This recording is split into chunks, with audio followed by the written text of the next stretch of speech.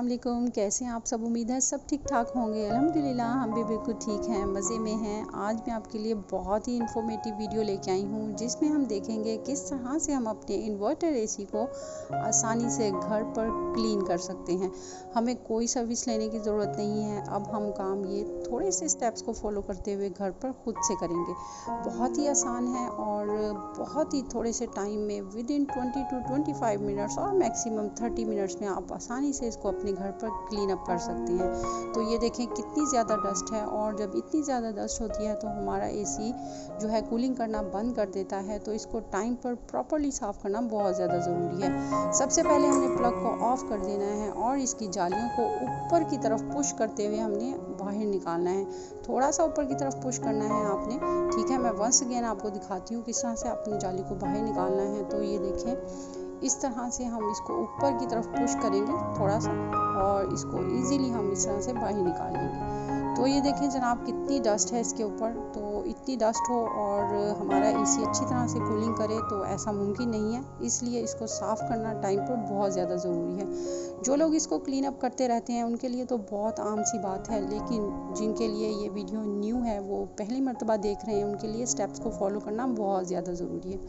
तो हमने डायरेक्टली पानी से इन जालियों को साफ़ नहीं करना। सबसे पहले हमने एक मलमल का बहुत सॉफ्ट सा कपड़ा ले लेना है, ठीक है। या आपके घर में कोई वेस्ट बुनियान हो वो आप ले लें, उससे ज़्यादा बेहतरीन कपड़ा इसको साफ़ करने के लिए नहीं हो सकता, ठीक है। तो हमने डायरेक्ट पानी नहीं डालना। इसकी जालियों के ऊपर से सबसे पहले हमने मिट्टी को बहुत जेंटली इसको हमने रिमूव करना है। सख्त हाथों से इसको साफ़ नहीं करना, ठीक है। इस तरह से हम सारी मिट्टी को रिमूव कर देंगे और बहुत ही थोड़ी देर में स्टेप्स को फॉलो करते हुए हम अपने एसी को बिल्कुल साफ़ कर लेंगे। और आप देखिएगा कितनी अच्छी कूलिंग फिर ये आपको आपके रूम को इतना अच्छा कूल करेगा कि आप खुद से हैरान हो जाएंगे कि ये काम आपने किया है, ठीक है। इस तरह से थोड़ी देर में हम इसको मिट्टी को रिमूव करेंगे अच्छी तरह से।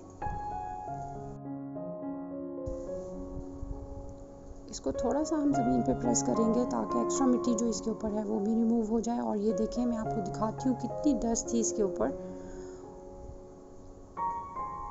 ये देखें इतनी सारी डस्ट थी इसके ऊपर, और जब इतनी सारी डस्ट होती है तो ये कूलिंग अच्छे से नहीं करता।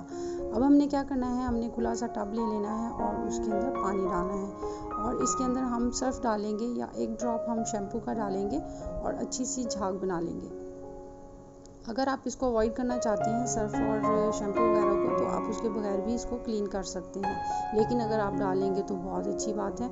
तो इस तरह से हम सर्फ वाले पानी से इसको अच्छी तरह से वॉश करेंगे। और आप देखिएगा कि जब हमने इसकी डस्ट को रिमूव किया था कपड़े से, उसके बावजूद इसकी डस्ट जो है अच्छे तरीके से साफ़ नहीं हुई थी और पानी कितना गंदा हो गया हुआ है। तो फिर हमने देखा कि इसको पानी से साफ़ करना कितना ज़्यादा ज़रूरी है। अब हम इसको अच्छी तरह से साफ़ पानी से धो लेंगे।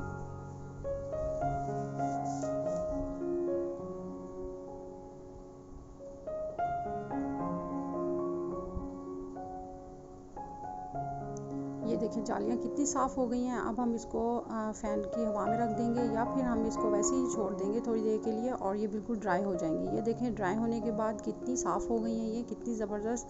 अब ये अच्छी तरह से हवा को जो है वो थ्रू कर सकती हैं, ठीक है। तो आपने पहले भी देखा था जब इसके ऊपर डस्ट थी, हमने इसको क्लीन नहीं किया था, ये कितनी गंदी थी, और अब ये कितनी अच्छे से साफ़ हो गई हैं। तो अब हमने क्या करना है, अब हमने सेकंड स्टेप में इसको ऑटोमेटिक क्लीनिंग पे लगाएंगे। यहाँ पे अंदर देखें कितनी डस्ट है, इसको हमने कुछ भी नहीं करना। ये हम इसको रिमोट से सेट करेंगे और ये खुद से क्लीनिंग करेगा। वो पूरा प्रोसीजर भी मैं आपको दिखाती हूँ, ठीक है। सबसे पहले हमने क्या करना है, इसको अच्छे से एक कपड़ा लेके अंदर बाहर अच्छे से इसके ऊपर कपड़ा मार देंगे ताकि जो एक्स्ट्रा डस्ट है वो निकल जाए। सबसे पहले हम इसकी जालियों को लगा देते हैं। जालियों को आप बाद में भी लगा सकते हैं, ठीक है। हम पहले ही लगा देते हैं ताकि ये जब ऑटोमेटिक क्लीनिंग हो जाए इसका प्रोसीजर, तो हमें बाद में खोल के लगाना ना पड़े। तो इससे कोई फ़र्क नहीं पड़ता, आप पहले भी लगा सकते हैं और बाद में भी। इस तरह से जाली को अंदर रख के इसका जो है वो ट्रैक बना हुआ होता है। इस तरह से ये देखें, आपने इसको इस तरह से रखना है और ऊपर से इसको प्रेस करना है नीचे की तरफ थोड़ा सा, ठीक है। तो इस तरह से ये जाली एडजस्ट हो जाएगी इसके अंदर, और आपने इसके लिड को बंद कर देना है।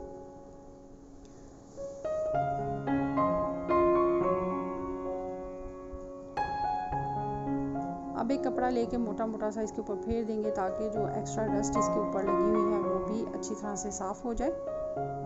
और अब हम इसको ऑटोमेटिक क्लीनिंग पे लगाएंगे। ठीक है, तो ऑन करते हैं अपने एसी को।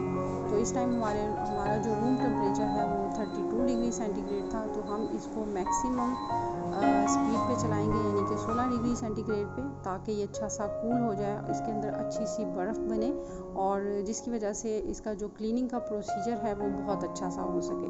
तो 15 से 20 मिनट हम इसको इसको हम कूल करने पे लगाएंगे। तो हमने इसको 16 डिग्री सेंटीग्रेड पे लगा दिया है। ये जब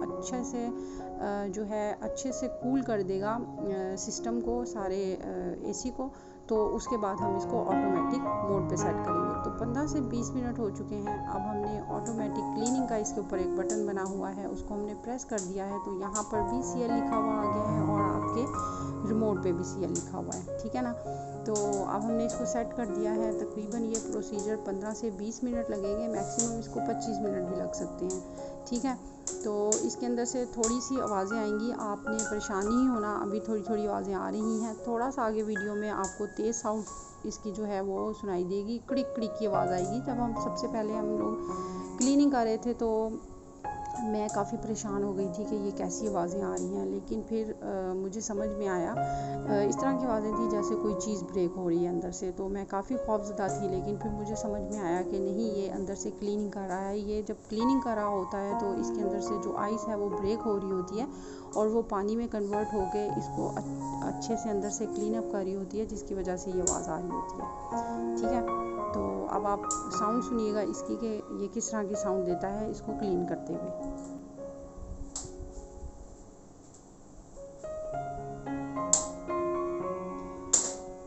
तो आपने आवाज़ सुनी, ये ऑटोमेटिक क्लीनिंग करने के बाद खुद ब खुद ये रूम टेम्परेचर पे वापस आ चुका है और अब हमारा ये एसी बिल्कुल रेडी है और इस्तेमाल करने के लिए। और ये था सारा प्रोसीजर। उम्मीद है वीडियो आपको पसंद आई होगी। चैनल पर नए हैं तो ज़रूर सब्सक्राइब कीजिएगा। वीडियो पसंद आए तो लाइक और शेयर ज़रूर कीजिएगा। फैमिली और फ्रेंड्स के साथ इसको शेयर कीजिएगा। अगर किसी का फ़ायदा होता है तो आपका क्या जाता है। दुआओं में याद रखिएगा। अल्लाह हाफिज़।